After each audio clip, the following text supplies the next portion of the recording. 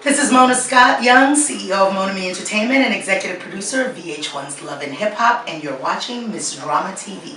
It's not me, she think it's not me. It's not me, she think it's not me. It's not me, she think it's not me. I don't know about you, but she think it's not me. Of course, we gotta talk about some of these characters. I mean, they're phenomenal in many ways. They're hilarious, but they're also very real with their emotions. And I wanted to know, I mean, this is more of a personal opinion. Is there any particular character on the show that you're more so, I don't know, invested in, or you can relate to because of what their storyline is? Anybody that you personally connect with in a way that maybe you don't necessarily connect with others? Invested in them all in very, very different ways, which was important for me that we showed different stories, right? So, you know, with Chrissy and Jim, I see a lot of me in Chrissy. You know, she's a fighter and she's funny and smart and, you know, very, very passionate about anything that she does. And right now what she's doing is holding her man down. So I think, you know, she's a great character. Yandy, my protege for years, watched her grow up in the business. So there's something very special there for me with her.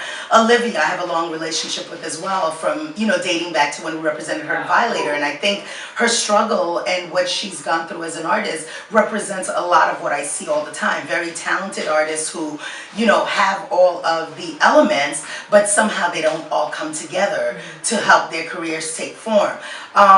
Emily is a very special case because I think she represents a lot of women out there who are going through relationships that they're not 100% fulfilled in.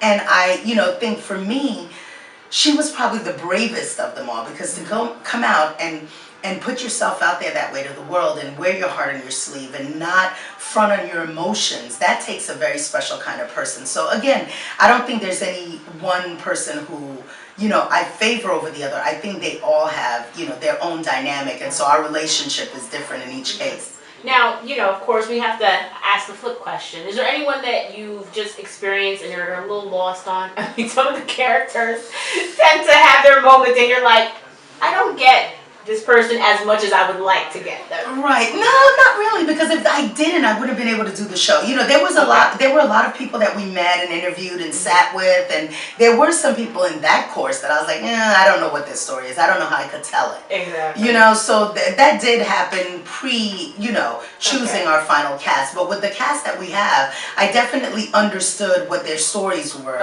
understood how I could tell them, and that's how they ended up on the show to begin with. I got you. Now, talking as a veteran in the game when it comes to management, I mean, we gotta touch on that aspect. You have two, you know, singers, performers on the show.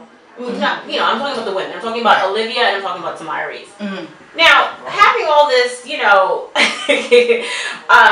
you could say expertise. Have you ever thought about saying, okay, let me take them under my wing? Because you're seeing these storylines play out in front of you. You're like, okay, wait a minute, let me just interject. Well, what happens when I come to work every day is I take my manager hat off, I put my producer hat on. And yeah, were there times where I was like, that's not the way I would have done it, or you might want to consider doing this or that. Yeah, but then I'm impacting their stories. So I really can't lend my management expertise to the show, because then I'm changing the course of what's to come. So yeah, there were moments when it was like I wanted to just step in there and kind of give advice or help them out. And to some extent I do in a way, but not in a way that really changes the course of what's happening on the show. So to say all that, was it a good idea for Tamara Reese to cut her current manager?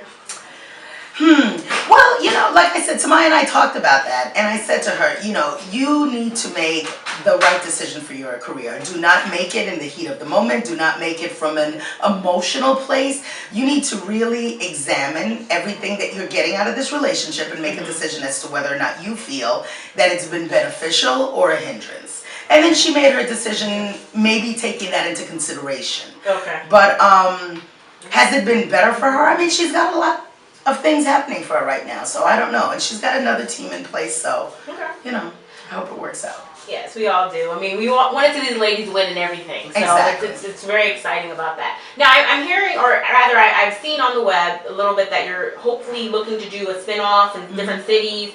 What would be your ideal city to do this?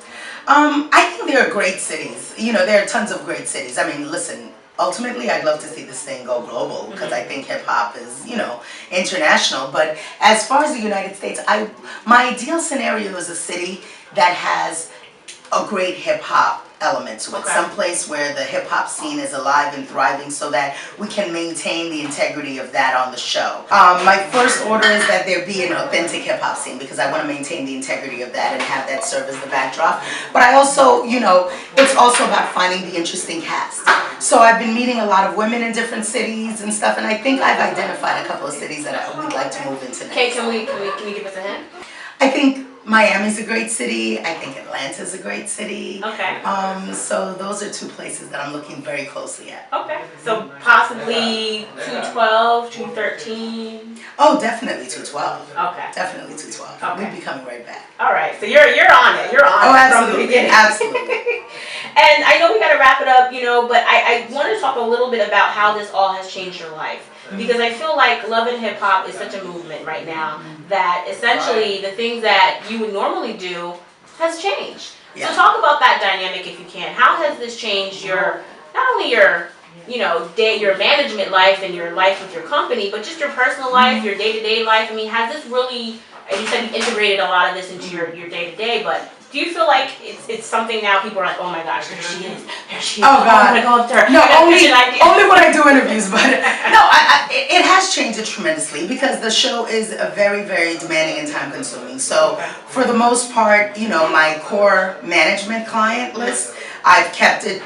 I have Missy, I still do a lot of work with Buster, I've got a new artist that I'm developing, and I haven't looked to take on more clients because there just isn't going to be the time, and I don't want to be unfair to someone and not have the time to devote to their career.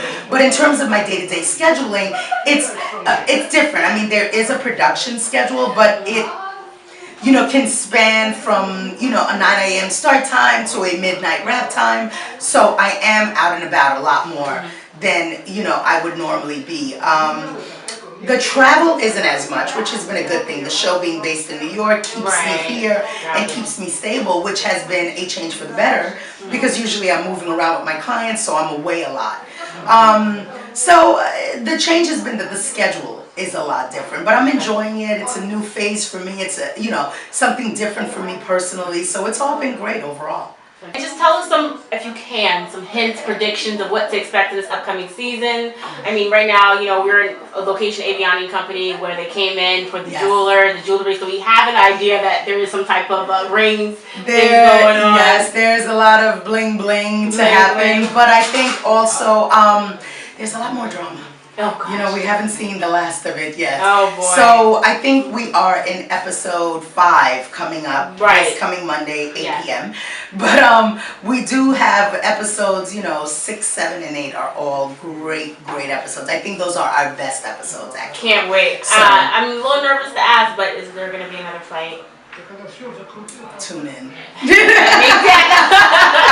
Of course, thank you so much for sitting down with Miss Drama TV here at Avianne and Company, and we appreciate you and can't wait to see the future episodes and, of course, your continued success. Absolutely. Thank you so much for having me. This has been great, and everyone stay tuned. It only gets better. Fine, what's the crime? You be serving the dime. Brains was the same, she said I'm all on the mind. Watching her every move and stalking her body parts. The way you might attack her, she might need a bodyguard. The jewels had her like God.